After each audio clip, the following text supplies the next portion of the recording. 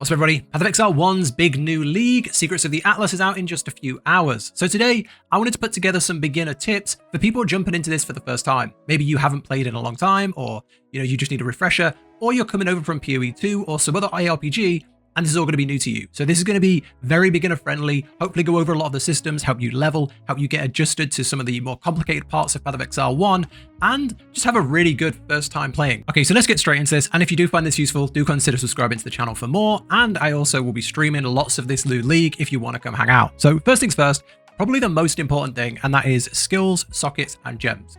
So once you understand this, you will level faster, you will enjoy the game more, and you will find everything else around it much easier. So the main confusion here as a new player is there is no big skill window. We can't just open the menu and go into our skill tree. There's a passive tree, but that's not where your skills are. Your active abilities, they are on your gear. So the way this would work is you would have your main abilities socketed into your gear, and then you would support it with gems that give it extra effects. So for example, keeping it really simple, we have here Arc. Arc is a lightning damage ability.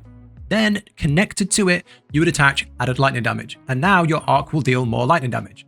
And it's as simple as that. And then the more linked gems you have, the more extra effects and more damage you will get out of those spells. So you can see we have here 4 linked blue gems. These aren't linked. So if I put something here, this wouldn't power up Arc. This would be separate. So I could put an additional skill here, but it would not be a support for this. I couldn't power up Arc because they're not connected. So that's the first thing to get into learning.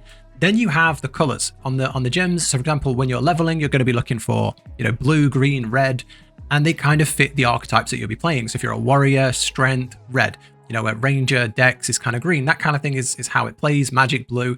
But there is more complexity to it as you get, further in the game. But that's all you really need to be looking for. Look for gear that has lots of sockets and those sockets connected. Now that's the basics, and that's kind of what you want to be doing as you go through. Make sure you've got the sockets to make your builds work as you play.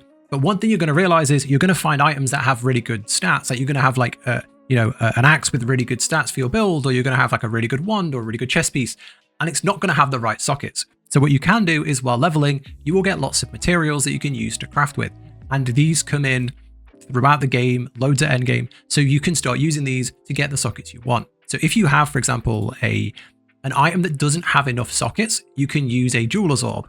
A jeweler's orb will reforge the number of sockets on an item. So we go here, it's gone down to 1, 2, 1, 2, 3. So say you wanted 3, we just got 4. So now we have 4 sockets. So if you were trying to find, a 4-socket item, you've just done that. Let's say that was the perfect item except for the sockets. Now it has 4 sockets. The next thing you can do is reforge the links. So this is, again, you need these 4 things linked together for them to work correctly. So for that, we would use an orb of fusing. So we get the orb of fusing, we use it on the item, and you can see we still only have 1 link. We can try again, and now we have 2 links. So now we can go 2 blue and a red in the item, and it will work like that. The only thing that isn't linked is this blue. It's not perfect, but while leveling, 3 links, 3 linked item is pretty good. So that's that. And then finally, the last thing is the colors of the item. Maybe you want all blue links or all red links. Well, you have chromatic orbs. So we use this on this. So we got 2 blue and a red linked. We've got it's the same again. Now we've got 2 blue and a green. And now we have all 3 blue links. So if you were looking for, 3 blues, you've got that. So that's something you can do while leveling, just to really increase the potential of the items on your gear, because you will massively feel having a, say, 6-link item or a 5-link item compared to a 2. If you're just running around with your main skill with 1 thing connected to it, it's going to feel pretty bad, especially once you start getting into the later acts. So yeah, that's everything you really need to know about, gems and sockets and that kind of thing. Okay, now let's talk about skill gems and where to find them. So when it comes to, equipping these sockets, you need as many gems as possible. And maybe if you're following a build guide, it will have this big long list of gems that you need. Well, every single act has someone who will sell some gems. So right now I've gone to Act 3. And if you go to Act 3, just as a random town, you can find someone who sells you gems. If you just click on all of the different people, they'll all have a list of things, and click on the different tabs, and some will sell gems. So you can see here, this person sells this random variety of gems, blue, green, and red. Now, as you're playing through, just keep talking to each of the vendors in the town and try and find, whatever gems you can. But once you get to Act 6, if we go to Act 6 and we go to Lines I Watch, once you get to Act 6, you will find this lady up here, Lily. if we go to Lily Roth up here, she will have a quest. She will have a quest as soon as you get to Act 6, and the quest will require you to go into this zone here, this zone into the Twilight Strand. The quest will take you to the Twilight Strand. It's just clear out Twilight Strand.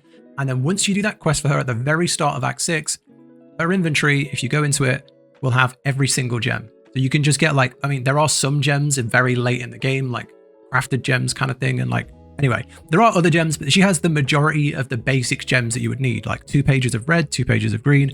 And these are main gems and support gems, like everything that you would need to, you know, make any builds that you're going for while leveling. So yeah, that's really good. Additionally, you can also talk to her and invite her to your hideout.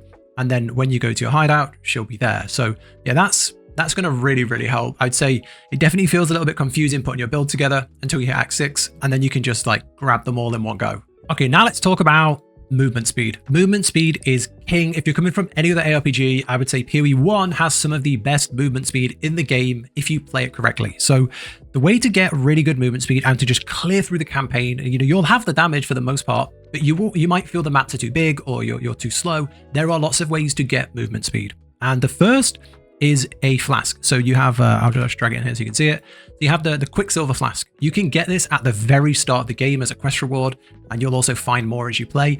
Now this gives you 40% increased movement speed, and this is like usable constantly. Every time you defeat enemies, you gain charges, and you can just keep using this. Every couple of seconds, you can pop this for a, you know, 6-second long 40% movement speed. So always have that equipped. Use it on cooldown. It's incredible. The next thing you can do is you get movement speed on your boots. So if you look for boots as you play, I would pick up most boots as you're playing and look for the movement speed on them. You know, early on, the stats you get on your boots are going to be like not game changing. So try and find movement speed. Good movement speed is huge. Additionally, there are like secret crafts you can do, which can get you movement speed boots. I'm going to talk about that later. So that's another thing you can do. And the only other thing is find an ability gem that has movement on. Most build guides will recommend one anyway, but if you're trying to just play this completely blind or, you know, without a guide, try and find an ability that has movement speed. There are lots out there. For example, you have like, I'm using Frost Blink. That's just a way to like blink around the screen. There's like Shield Charge. And like I say, you can go to the gem vendor and you can just buy any sort of like, if you search for like charge, you have like Shield Charge, which is pretty good. You can type in like Blink, and you have Frost Blink, Flame Dash, and like all of these can be used. Like these are level 1 gems. That requires level 10. That requires level 4. Like you can get them at the very start of the game. So definitely make sure you've got something like that to just get around fast. Okay, now let's talk about vendors and crafting combinations. So in any other game, like any other RPG, you go to a vendor, you sell them all your items, and you get gold, and then you buy items with gold. It's very straightforward, right? Not in PoE 1. So when you sell an item to a vendor, I'm just going to use this as an example. If we just drop, you know, this into the vendor, or like let's just drop like this into the vendor. If we just drop this into the vendor, you can see here we get some alteration shards, which are, you know, pretty good. It works towards a certain item we were going to use. If we were to drop a normal item in, we only get scroll fragments. So that's kind of not worth doing. So the better the item you have and you trade, the better the materials that you get back. So unlike in, you know, PoE 2, where there's a table for disenchant, and there's a table for like breaking items down. There's lots of different things to do with your items. In this, all just funnels into the vendor, and you will get the appropriate items back, which is a good thing. There are also secret recipes that you don't need to learn them, but it's good to know they exist. So I'll link a pretty good visual guide of all the different things. But the main reason I'm talking about it is just so you know they exist. So for example, if you had like three potions of the same type, like 3 small potions, you trade them in, you would get a medium potion back, right? Something like that. If you found like a 6-link item, which you're going to find during the campaign, you can trade that into the vendor and get 7 jeweler's orbs, which reforges the number of sockets on an item. So you're getting rid of something that, you know, you're never going to use. Maybe you're never going to play, you know, an archer. You're never going to use a bow. So you would trade that away. You would get 7 jeweler's orbs, and then you can then roll the sockets on your wand. So that's something that's going to be really helpful during the campaign. Know these, you know, these things exist. Know that you can trade these sort of items to the vendors, and you're going to have a much better time. Additionally, if these 6 were linked, you'd get a much better return. You get the fusings. So if you had 6 and they were all linked, you trade it in, you get the fusing orbs, and then you could, you know, try and link all your sockets together. So definitely something good to know. Now, just to show a few more examples, if you, for example, had gems with quality on that you don't need, so if we trade a bunch of gems with quality on that we don't need, enough of them, and once we get to like, I think it's 40% quality, we get a gem curse prism, which improves the quality of a gem. So that's useful for, you know, getting rid of the gems you don't want and being able to upgrade the quality on the gems you do want, which is great. Additionally, there are also like actual items you can create this way. So if you put in like a scepter, like an intelligence item, and then you put in a bunch of gems of the same type with quality on, I think it's again 40%. So if we look for like physical, and physical, you can see there physical gems getting up to 40% with an intelligence item. We can then get this item here, which would give us +1 levels to all physical spell skill gems. So there's a lot of really unique crafts you can do with the right items. And I'm going to just stop there and not go into any more detail because this isn't something you need to know. I just wanted to show you how useful trading items to the vendor can be. And it's something that, you know, you learn as you play, and you know you'll get better at it, and you'll understand these more. But it's very powerful once you know what exists in these sort of like these vendors. Okay, with the mention of crafting, this is something you can do while leveling to really increase your damage and progression speed. So very early on, I think it's Act 2, very early on, you will learn about the crafting bench, and you can go to your hideout and you will get a crafting bench in your hideout. Now, the crafting bench is incredible as you go through the story, as you go through all the different acts. And normally it's like it's obvious where these are, and it's near bosses. There will be a crafting like stand. There's like a stand with a recipe on. You go click it, it's very obvious that when you see them, and you will learn a new recipe. And as you keep playing, you will learn more and more new recipes. And crafting is incredibly simple. So all it does is it uses different materials: Orb of Alchemy, Chaos Orb, Orb Alteration. These are all things you're going to pick up while you're playing. You're just going to pick them up. You saw as you vendor stuff, like if we just go and vendor something now randomly, we just go and vendor an item like this, you can see we get, you know, alteration shards, we get transmutation, we get like random items that can be used for, you know, upgrading items or used on the crafting bench. So as you're playing, these will all just come passively, and all you do is you just throw an item on here. So say you want, say, movement speed on boots, you would drop your boots in and you have increased movement speed. Obviously this already has movement speed, so I can't craft it on, but you would be able to if you didn't have movement speed on your boots. So for example, if I identify these ones, these don't have movement speed on, so we drop them in, and we want to put, you know, 10% movement speed, craft. Simple as that. These boots now have 11% movement speed. So it's really easy. You can throw in like a weapon and you can get, say, increased spell damage, 35 to 44% increased spell damage, just like that, 40% increased spell damage. It's effortless, it takes seconds, and the things you get from these are very significant. So definitely start using that as you level, and then you can see they have different ranks based on, you know, how far you're progressing and the recipes you're getting and the gear you're getting. So you can see, you know, it starts at like 25%, goes up to 45 to 54. So yeah, don't sleep on the crafting bench. It's much simpler than you might expect.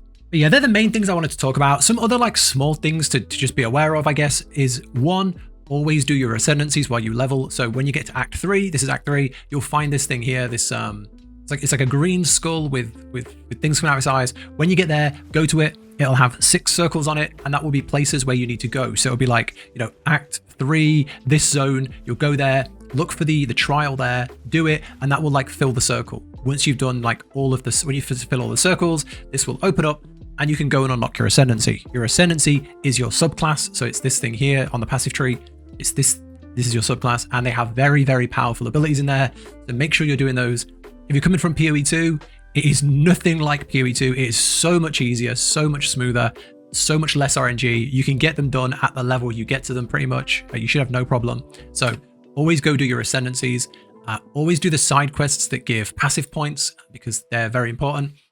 I'll try and link something down below which has, you know, the exact side quests that give passive points, but you can Google it. There's loads of online resources for that. Another thing is some good settings to change. If you go into your settings and go into game, and then you go down, you've got this here. This is a very nice one that lots of people use. Always show sockets. So you never have to, you know, hold down Alt. If you don't have this, you have to hold down Alt to show your sockets. You see, you can have there. So, you know, you always see your sockets, and you can change how they look, and you can do that if you want. Another thing is I always have this show life and mana. So you can always see the life and mana. and then you can show it above the enemy as well, show mini life bars on enemies. And then when they've taken a hit above their health will start to go down. You can show a mini life bar above you as well. I like to do that so that you're not looking like down in the bottom left of the screen all the time.